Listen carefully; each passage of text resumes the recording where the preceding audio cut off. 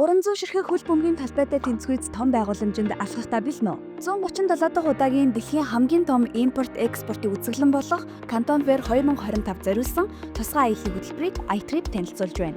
Үзэсгэлэн бүтээгдэхүүний хувьд ялгаатай 3 үндсэн хэсэгт хуваагдан 4 сарын 15-наас 5 сарын 5-ны хүртэл нийт 21 хоног үргэлжлэх гэж байна. Нэгдүгээр хэсэгт дэвшилтэт үйлдвэрлэл технологийн салбарын, хоёрдугаар хэсэгт гэр ахуй болон өргөн хэрэглээний бүтээгдэхүүн, гуравдугаар хэсэгт төрөл бүрийн лайфстайл зориулагдсан бараа бүтээгдэхүүн үйлдвэрлэгч нар оролцохоор төлөвлөгдөжээ.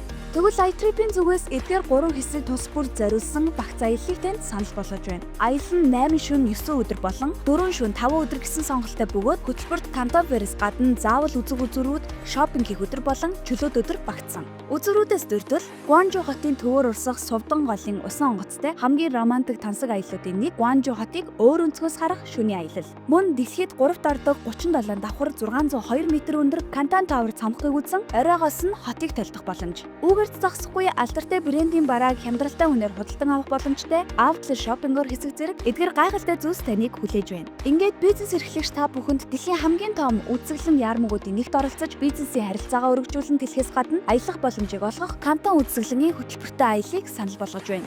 Үнийн талаарх мэдээллийг description хэсэгт байх дугаараар холбогдсон авна уу? Аялал бол амьдрал юм.